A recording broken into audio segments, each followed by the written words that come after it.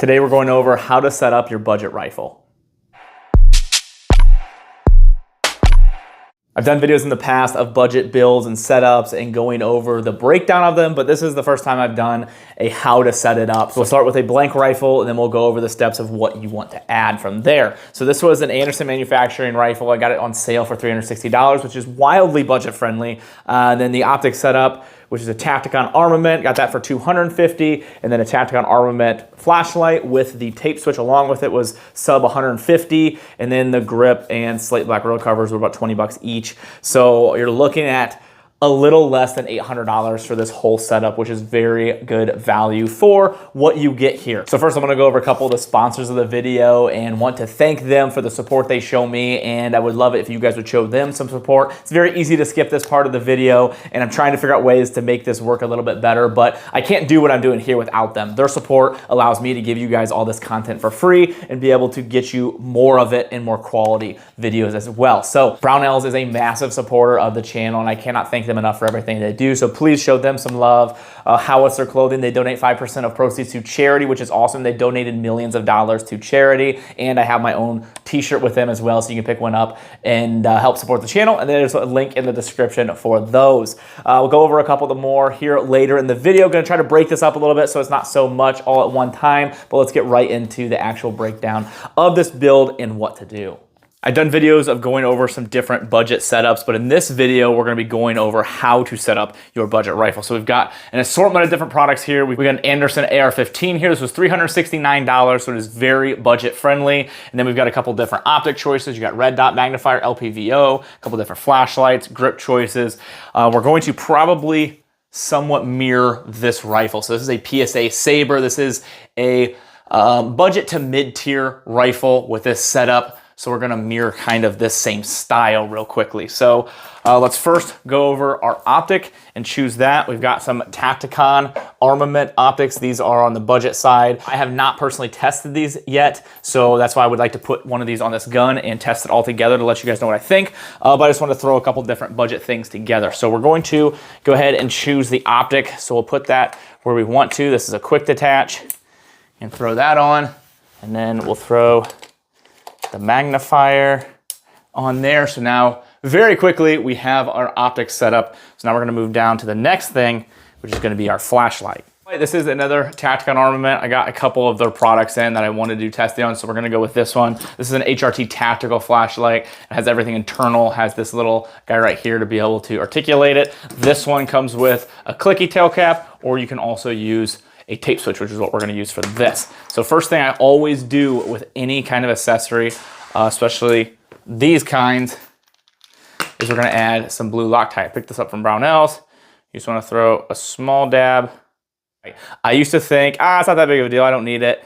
And all my stuff eventually, when I started putting higher round counts on things, would always eventually start to rattle loose, and then you would start getting that shaking, and then you would get things unzeroing like optics, or with your flashlights, it would just eventually rattle down, and then it would like hang down and not actually point where it was supposed to. So make sure you are blue Loctiting all of your products. It's very important. Then let it sit. Do not shoot this for at least 12 hours to let it cure properly, and then tear it up from there. We're gonna put this light right here. And this is honestly the most fun part of building guns, is being able to add the different accessories that you want to add, because you can really make it your own, and then you can change things up after you've tested something, you've realized, whoo, sent that flying. Once you realize you don't like something, you like something, you can move things around. So this is my favorite part of building guns, is being able to switch things up and find out what works best for you. So now we're going to add the tape switch here, and you're going to notice this rifle has no top rail. So I was a little nervous when I figured that out, but what's kind of cool, and I just noticed now, is this actually fits right on here. It actually sits even lower than it would if it was on a rail. So it almost is more streamlined with this rail and the way it's set up. Now what I will say is it comes off very easily, so we're gonna have to fix that with some goon tape, but I kind of like the use of some goon tape honestly anyway, so we'll throw that on there at the end when we're all done. But you're gonna take this, and you'll take your cable, and then you're gonna plug it in. Make sure everything works like it should, which it does. And then we'll slide that where we want it once we get our foreign grip on, and then we'll take the goon tape and we'll tape everything together. And one thing I like to do is make sure all my rifles lengths are all set up very similar. So I'll have this one side by side, and this is different barrel lengths, but what I'm going off of is really where that grip is. So I'm going to go with this. This is the Unity Detachable grip. This is a new one I just got from Brownells that I've been wanting to try. One thing to note though is with screws like this, I'll take this off here, you're not gonna Loctite this one because it has a form of Loctite already on the screw. So if it has that, you don't have to add it, so it should be good to go. Now if you do find that it rattles off eventually, just throw some Loctite on there. But as you can see, hopefully you can see that in the video, they already have the tightener on there. So you're going to then just kind of find exactly where it's the same position. At least for me personally, I just like to have everything as similar as possible. So when I pick up this rifle and this rifle, they all feel the same, and my thumb and everything is in the same position. So we'll pin that one down. Now we have our grip installed. Then you're gonna grab your rifle, you're gonna shoulder it, you're gonna make sure everything is comfortable right where you want it. Put your thumb up so you can make adjustments. And another thing that's nice about this is it's almost like a slider. You can slide it exactly where you want it. So when you grab your rifle, you can make your adjustment, one a little bit more forward, and then it slides right to there. Before we do all that, I want to add something that I like to put on all my guns that I think add a nice little flair to them and another style. So this is rail covers. It is a benefit in the sense that it does keep some of that heat off you, gives you a little bit more texture to work off of, and I just think it looks really nice. It makes a very plain and simple rail look just a little bit more stylish when you throw that on there. Now it's not connected or anything, but you get the idea. It just gives it a little bit more of a style, and I think it looks sharp on there. So that's something I always like to add to any of my rifles, whether this is a budget or a high-end gun, just because they're not crazy expensive and they do have a benefit and it gives you a nice look. So whenever I install these, I try to put them right here in front of your handguard. Now, if you want it to cover more, you'd rather it cover back here as well, you can get longer ones, you can add another one. I mean, you can cover, I've seen where you have rail covers on either side. You can just put these all the way down the side of the gun if you want to. This one doesn't allow that because it doesn't have M-lock, but you can run this all the way down. My Daniel Defense, which I'll show you some B-roll of that real quick, has the rails down the bottom like that, but you're able to really put these wherever you want and customize it a little bit more to however you would like. So now the last part is going to be able to lock this light where you want it. So we're gonna take that, we're gonna shoulder the rifle, we're gonna put it exactly where we want it, and then we're gonna get some goon tape. Thank you. And then with the goon tape, what you're gonna wanna do is you're gonna wanna wrap your cable as well so you get everything together. So start right here. And then Beckham, if you wanna put your finger right down on this, hold that down. Have Beckham help me. Oops. That was my fault, not yours. I pushed down real hard. Good job. All right, so then you can get some help. And then you're just gonna wrap this tight. And then I'm going to go over this and around the grip. All right, you can let go. Good job. You wanna put your hand right here. Good job. And then we're gonna go up here and around the front. Thank you. And we're gonna do it just like that.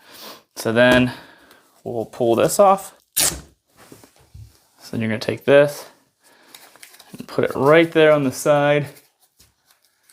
And so that's basically what that's gonna look like. So that allows your cable to be ran through there, so you're not gonna have any snag hazards. If you want to, you can cover up even more if you want to. I just didn't wanna go down any farther. I wrapped it around my grip this way. So it's on either side of it.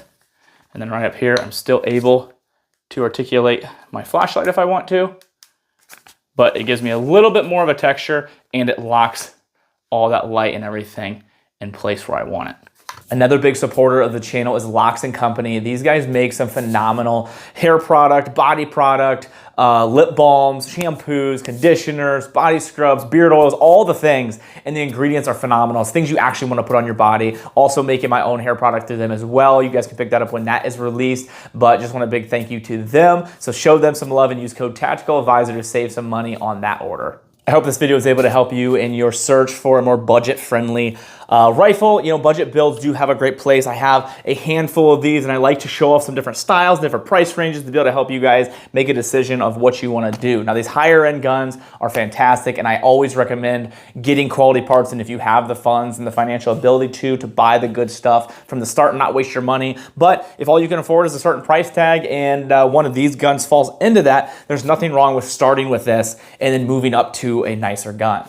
One thing I always recommend is buying quality parts like your optic, your charging handle, your flashlight, things that you can change over. So if you put your Aimpoint T2 or Comp M5 on your more budget-friendly rifle, when you're able to afford a nicer rifle upgrade, you can then move that optic to this gun and be able to already be one step ahead of the game and not have to buy a second optic and waste more money. So if you're interested in this rifle here, this is actually a $7,500 rifle. One of the most expensive guns I have a video here. You guys can watch the full breakdown of it and why I chose every part and piece on this. This is a really cool and unique build for me, very different than my normal style.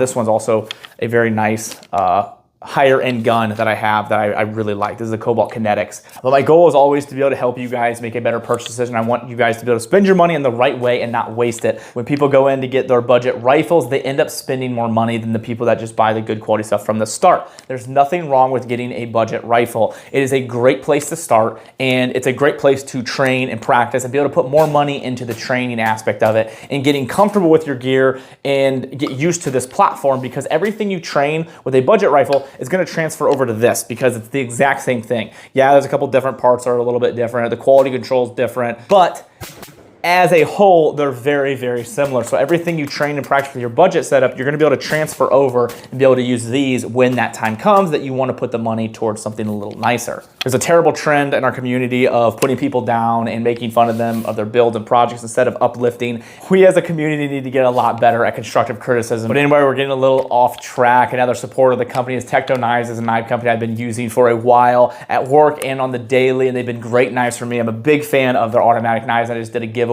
here, or I'm going to do a giveaway, depends when this video gets released. As a giveaway, going to be giving 2 of these knives away. One of my Patreon or memberships if you're interested in these giveaways. Been doing a monthly and been giving away a lot of cool things. Be sure to check out the discount codes in the description from the companies that I personally trust and the link tree. Anything you purchase using those links is a big help, and I appreciate that. Other than that, I appreciate you all. Thank you so much.